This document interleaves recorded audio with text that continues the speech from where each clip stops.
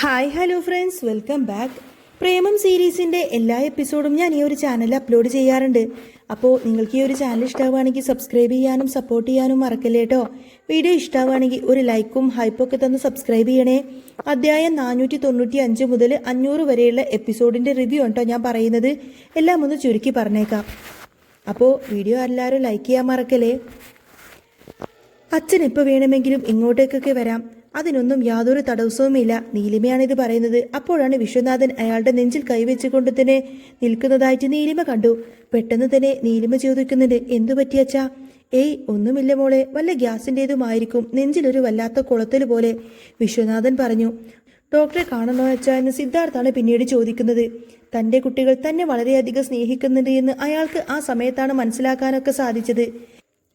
ഇനി താൻ ജീവിച്ചിരിക്കുമ്പോൾ നീലിമയ്ക്ക് ഒരു പ്രശ്നമുണ്ടാവാനും താൻ കാരണം അനുവദിക്കില്ലെന്ന് വിശ്വനാഥൻ ഉറപ്പിച്ചിരുന്നു. തന്റെ മകനെ വളരെയധികം നീലിമ സ്നേഹിക്കുന്നുണ്ടെന്ന് വിശ്വനാഥന് മനസ്സിലായിരുന്നു. പല കാരണങ്ങൾ കൊണ്ടും ഒരുപാട് നീലിമയെ വേദനിപ്പിച്ചിട്ടുണ്ട്, വളരെയധികം ബുദ്ധിമുട്ടിയിട്ടുണ്ട്. ഇനി ഒരു ബുദ്ധിമുട്ടും നേരിടേണ്ടി വരരുത് എന്ന് വിശ്വനാഥൻ ചിന്തിച്ചു. അതുകൊണ്ട് തന്നെ നീലിമയെ സിദ്ധാർത്ഥിനെ നോക്കിയിട്ട് പറയുന്നുണ്ട്, വിഷമിക്കേണ്ട മോനെ, എനിക്ക് കുഴപ്പമൊന്നുമില്ല, ആ വേദന മാറി. എന്നിട്ട് നീലിമയെ നോക്കിയിട്ട് വിശ്വനാഥൻ പറഞ്ഞു, മോളെ, ഗീത നിന്നെയും ഒരു നാൾ മനസ്സിലാക്കും. അന്നവൾ ഒരുപാടധികം വിഷമിക്കും, നിന്നോട് കുറ്റബോധത്തിൽ മാപ്പ് പറയും. ഇനി അഥവാ അങ്ങനെയൊന്നും സംഭവിച്ചിട്ടുണ്ടെങ്കിൽ നിന്റെ കൂടെ ഞങ്ങളെല്ലാവരും ഉണ്ടാവും. നീ തന്നെയാണ് എൻ്റെ മകന്റെ ഭാര്യ, അതിൽ യാതൊരുവിധ മാറ്റവുമില്ല. ഇതെല്ലാം കേട്ടപ്പോൾ നീലിമക്ക് അദ്ദേഹത്തോട് വീണ്ടും വീണ്ടും സ്നേഹം തോന്നി തുടങ്ങുകയാണ്. പിന്നീട് അവർ ഫുഡൊക്കെ കഴിക്കാൻ വേണ്ടിയിട്ട് വിശ്വനാഥനും സിദ്ധാർത്ഥൊക്കെ താഴേക്ക് പോയി. പെട്ടെന്നാണ് അവർ ഫുഡ് കഴിക്കാനിരിക്കുന്ന സമയത്ത് തന്നെ കോളിംഗ് ബെല്ല് അടിക്കുന്നത്. ആരാണ് ഈ സമയത്ത് എന്ന് വിശ്വനാഥൻ പറയുന്നുണ്ട്. അത് വല്ല മീഡിയക്കാരുമായിരിക്കും എന്നൊക്കെ പറഞ്ഞ് ഡോർ തുറന്നു നോക്കുമ്പോൾ അത് ഹേമന്ത് ആയിരുന്നു. ഹേമന്തിനെ കണ്ടത് തന്നെ സിദ്ധാർത്ഥ് പോയിട്ട് ഡോറൊക്കെ തുറന്നു കൊടുത്തു. പെട്ടെന്ന് തന്നെ ഒരു പുഞ്ചിരിയോട് കൂടെ തന്നെ ഹേമന്ത് സിദ്ധാർത്ഥിനോട് ചോദിച്ചു, അല്ല നീ എന്താ നാട്ടിലില്ലായിരുന്നോ? എന്നെ വിളിക്കാറ് പോലുമില്ലല്ലോ, എന്നെ മറന്നുപോയോ നീ? ഹേമന്തിനെ ഇത്തരം ചോദ്യങ്ങളൊക്കെ കേട്ട് അവനെ നോക്കിക്കൊണ്ടുതന്നെ കരഞ്ഞു. സത്യത്തിൽ ഹേമന്ത് തന്നോട് ഒരു തെറ്റും ചെയ്തിട്ടില്ലല്ലോ എന്നൊക്കെ സിദ്ധാർത്ഥ് ആ സമയത്ത് ആലോചിക്കുന്നുണ്ടായിരുന്നു. അകത്തേക്ക് ഹേമന്തിനെ ക്ഷണിച്ചിട്ട്, നീ കേറി വാ ഹേമന്ത്. കയ്യിൽ സമ്മാനപ്പൊതിയെന്ന് തോന്നിപ്പിക്കുന്ന 2-3 പൊതികൾ നീലിമയുടെ കയ്യിലേക്ക് കൊടുത്തു. ഇത് ഞാൻ മക്കൾക്ക് വേണ്ടി വാങ്ങിച്ചതാണ്. അവർക്ക് പാകമാണോ ഇഷ്ടമാണോ എന്നൊന്നും എനിക്കറിയില്ല. എൻ്റെ ഒരു സമ്മാനമായിട്ട് നീ ഇത് കണ്ടാ മതി. ആ സമ്മാനം നീലിമ സ്വീകരിക്കാണ്. പിന്നീട് ഹേമന്ത് സിദ്ധാർത്ഥിനോടായിട്ട് സംസാരിക്കും. നിന്റെ എല്ലാ കാര്യങ്ങളും ഞാൻ അറിഞ്ഞിരുന്നു, നിനക്ക് കുഞ്ഞുണ്ടായതും ഒക്കെ ഞാൻ അറിഞ്ഞിട്ടുണ്ടായിരുന്നു.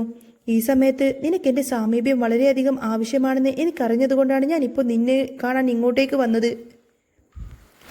നിന്റെ അമ്മയെ എത്രത്തോളം ഇഷ്ടമുണ്ടെന്നും എത്രത്തോളം അവരെ സ്നേഹിച്ചിട്ടുണ്ടെന്നും എല്ലാം എനിക്ക് നന്നായിട്ട് അറിയാം. വിഷമിക്കരുത് എന്ന് പറയാൻ കൂടിയിട്ടാണ് ഞാൻ ഇപ്പോൾ ഇങ്ങോട്ടേക്ക് വന്നത്. ഇത് കേട്ടപ്പോൾ സിദ്ധാർത്ഥ് അവനെ തന്നെ നോക്കി. സത്യത്തിൽ അവനൊരു സുഹൃത്തിന്റെ ആവശ്യം ഒരുപാടുള്ള സമയം തന്നെയായിരുന്നു അത്.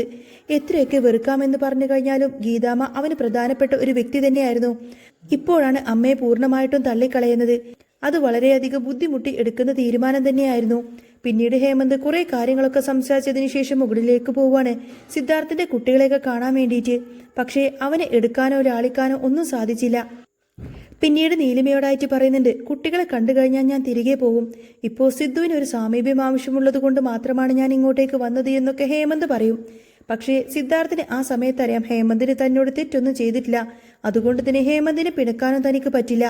പക്ഷേ തനിക്ക് ഒരുപാടധികം ആവശ്യങ്ങളും അതുപോലെ തന്നെ ഒരുപാട് കാര്യങ്ങളും തന്നെ ഹെൽപ്പ് ചെയ്യാൻ വേണ്ടിയിട്ടുള്ള സഹായവും ഹേമന്തിന്റെ കയ്യിൽ നിന്നും വേണമായിരുന്നു.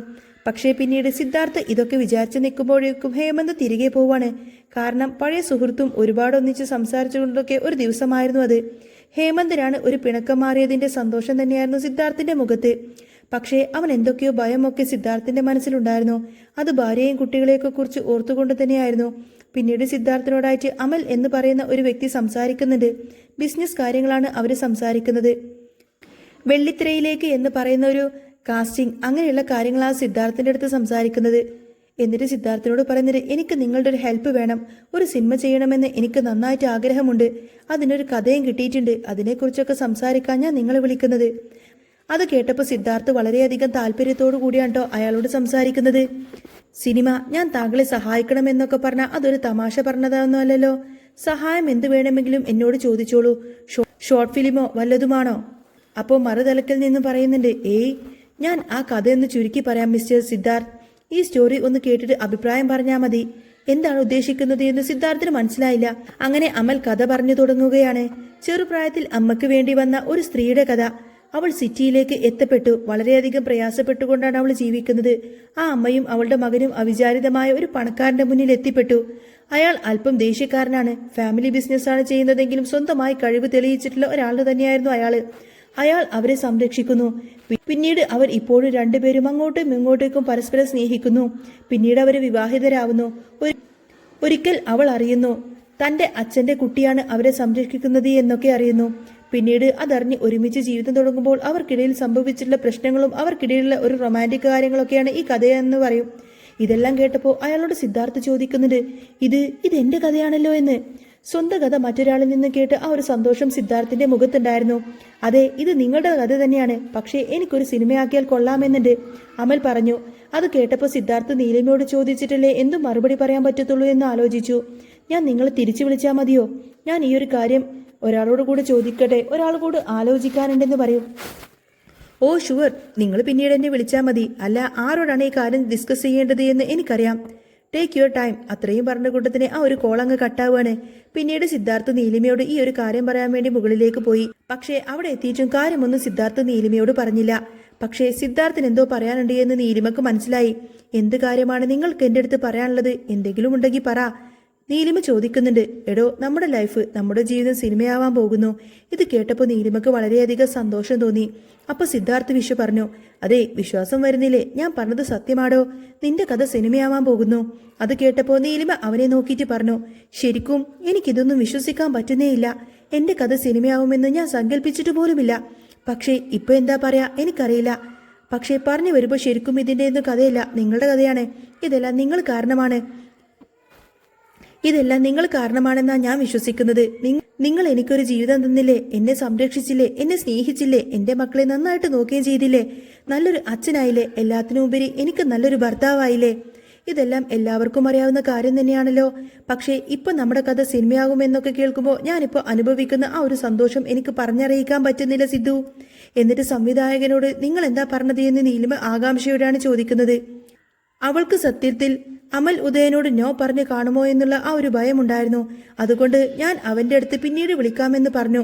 അങ്ങനെയാണ് കോൾ കട്ട് ചെയ്തത് എന്ന് സിദ്ധാർത്ഥ് നീലിമയുടെ അടുത്ത് പറഞ്ഞു. പക്ഷേ നിനക്ക് ഇത്രയും സന്തോഷമാവുമെന്നറിഞ്ഞിരുന്നെങ്കിൽ ഞാൻ അപ്പോഴേ ഓക്കെ പറയുമായിരുന്നില്ലേ? ഈ കാര്യത്തിൽ നിന്റെ തീരുമാനം അറിയാതെ ഒന്നും പറയാൻ സാധിക്കില്ലല്ലോ. നീലിമയുടെ കയ്യിൽ പിടിച്ചുകൊണ്ട് തന്നെ ഈ കാര്യങ്ങളൊക്കെ പറയാൻ ട്ടോ സിദ്ധു. അല്ല, ഇനി ഈ സിനിമ ഇറങ്ങുന്ന സമയത്ത് ഇതിൽ അഭിനയിക്കാനൊക്കെ ആൾക്കാരൊക്കെ വേണമായിരിക്കുമല്ലേ? ആ സമയത്ത് നമ്മുടെ കമ്പനിയിൽ നിന്ന് തന്നെ ആളെടുത്താൽ പോരെ? ആ സമയത്ത് തന്നെ സിദ്ധാർത്ഥ് പറഞ്ഞു, ഇനിയിപ്പോൾ ഇത് മലയാളത്തിലാണോ എന്നുള്ളതൊന്നും എനിക്കറിയില്ല. എന്തായാലും ഒരു മലയാളി ആക്ടർ ആവാനാണ് സാധ്യത എന്നൊക്കെ പറയും. നമ്മുടെ എന്റർടൈൻമെന്റ് മീഡിയയിലൊക്കെ നടന്മാരൊക്കെ എത്രയൊക്കെ സിനിമയിൽ അഭിനയിച്ചിട്ടുണ്ട് എന്ന് പറഞ്ഞാൽ പുതിയതിൽ മാത്രമേ അവരൊക്കെ കാണാറുള്ളൂ. അതുകൊണ്ട് തന്നെ ഞാൻ അതൊന്നും പറഞ്ഞില്ല. നിന്റെ മനസ്സിൽ ആരെങ്കിലും ഉണ്ടോ? നീ പറ, സംസാരിച്ചു നോക്കാം. ഈ സമയം നീലിമ സിദ്ധാർത്ഥിനോട് പറയുന്നത് മറ്റൊരു പേരുമല്ല, സൂര്യയുടെ പേര് തന്നെയായിരുന്നു. കാരണം സൂര്യയുടെ എല്ലാ കഴിവുകളും കണ്ടെത്തുന്നത് നീലിമയാണ്. അവൻ ആ ഇൻഡസ്ട്രിയിൽ ഏറ്റവും നല്ല മുതൽക്കൂട്ടാവുമെന്നൊക്കെ കണ്ടെത്തിയതൊക്കെ നമ്മുടെ നീലിമ തന്നെയായിരിക്കും. അതുകൊണ്ട് സിദ്ധാർത്ഥ് ആ ഒരു പേര് തന്നെയാണ് അമൽ ഉദ്യോഗിനോട് പറയാനും ഉദ്ദേശിച്ചത്. പിന്നീട് നീലിമ സൂര്യയെ വിളിച്ചിട്ട് കാര്യങ്ങളൊക്കെ പറഞ്ഞു. ഞങ്ങളുടെ കഥ സിനിമയാവാൻ പോവുകയാണ്. ഓ, നിങ്ങളുടെ കഥ സിനിമയാകാനാണോ? അതെ, ആരാണ് അതിൽ സ്റ്റോറിയൊക്കെ എഴുതുന്നത് എന്നൊക്കെ ചോദിക്കുന്നത്. ആ സമയത്തന്നെ പറയുന്നുണ്ട്, അമൽ ഉദ്യോഗിനെ നിനക്കറിയില്ലേ? അയാളാണ്. ഓ, ദ ഫേമസ് ആണല്ലോ, എനിക്ക് നന്നായിട്ട് അറിയാമെന്നൊക്കെ സൂര്യ തികച്ചും പറയും. എന്നിട്ട് നീലിമ പറയുന്നുണ്ട്, നീയാണ് അതിൽ അഭിനയിക്കാൻ പോകുന്ന ആള് എന്ന്. അത് പറയുന്ന സമയത്തിന് സൂര്യക്ക് വല്ലാതെ സന്തോഷം തോന്നി. കാരണം അദ്ദേഹം ഒരു ഫേമസ് ആയിട്ടുള്ള ആളാണ്. അതുകൊണ്ട് തന്നെ അയാളുടെ സ്റ്റോറിയിൽ എന്തെങ്കിലും ഒരു റോള് കിട്ടുക എന്ന് പറയുന്നത് തന്നെ അത് വളരെയധികം സന്തോഷമുണ്ടാക്കുന്ന കാര്യമാണ്. നമ്മുടെ ഇൻഡസ്ട്രിയിൽ ഇങ്ങനെയുള്ളപ്പോൾ എങ്ങനെ ഞാൻ നോ പറയും? ഞാൻ ഒരിക്കലും അത് പറയില്ല എന്ന് സൂര്യ പറയുന്നുണ്ട്. അങ്ങനെയാണോ? എങ്കിൽ അമൽ ഉദയന്റെ സിനിമയിൽ നീയാണ് ഇനി നായകൻ. എങ്കിലും ഒന്ന് ആലോചിച്ചു നോക്കിക്കേ. ഇത് കേട്ടപ്പോൾ സൂര്യ ആകങ്ങനെ അന്തം വിട്ട് നിൽക്കുകയാണ്. അയ്യോ, ഇത് സത്യമാണോ? എനിക്ക് വിശ്വസിക്കാൻ പോലും പറ്റുന്നില്ല. സൂര്യ ആകാംക്ഷയോടെ സിദ്ധാർത്ഥിനെ നേർക്ക് നോക്കിക്കൊണ്ട് തന്നെ ഇതൊക്കെ ചോദിക്കുന്നത്. ആ ഉത്സാഹം മനസ്സിലാക്കിയത് കൊണ്ട് തന്നെ സിദ്ധാർത്ഥ് പറഞ്ഞു, സത്യമാണ്, നിനക്കിത് വിശ്വസിക്കാം. പറയുന്നത് ഞാനല്ലേ? നിന്നെയാണ് കാസ്റ്റ് ചെയ്യാൻ ഞങ്ങൾ ആഗ്രഹിക്കുന്നത്. ഈ കാര്യം അയാളോട് ഞാൻ സംസാരിച്ചിട്ടില്ല. നിന്റെ അഭിപ്രായം അറിഞ്ഞിട്ട് സംസാരിക്കാമെന്ന് വിചാരിച്ചു എന്ന് സിദ്ധാർത്ഥ് സൂര്യയോട് പറഞ്ഞു.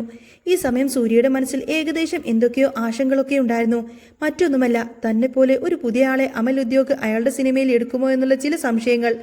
പിന്നീട് പഴയ ശത്രുക്കളൊക്കെ ഒന്നിക്കുന്ന ഒരു എപ്പിസോഡായിരുന്നു വരാൻ പോകുന്നത്. സാമലക്സ്, ജഗനും ഇവരൊക്കെ ഒന്നിക്കുന്ന ഒരു എപ്പിസോഡ്. തന്റെ ജോലിയെല്ലാം നഷ്ടപ്പെട്ട് ആലോചിച്ചു കൊണ്ടിരിക്കുകയായിരുന്നു സാം അലക്സ്. ഇങ്ങനെ ഇരിക്കുന്ന സമയത്താണ് ടി-വിയിൽ ഒരു ന്യൂസ് കാണുന്നത്. എന്റർടൈൻമെന്റ് മീഡിയയിൽ നിന്നുള്ള ഒരു ന്യൂസ് തന്നെയായിരുന്നു അത്. അതിൽ പറയുന്ന കാര്യങ്ങൾ ശ്രദ്ധിച്ചു നോക്കുകയാണ് സാം അലക്സ്. അവൻ വളരെയധികം ഇഷ്ടമുള്ള ഒരാൾ തന്നെയായിരുന്നു അമൽ ഉദ്യോഗ്. അതുകൊണ്ട് തന്നെ അയാളുടെ പുതിയ സിനിമയെക്കുറിച്ചുള്ള അപ്ഡേറ്റുകളും കാര്യങ്ങളൊക്കെ വളരെ കൗതുകത്തോടു കൂടിയാണ് സാം അലക്സ് നോക്കിക്കണ്ടുകൊണ്ടിരുന്നത്.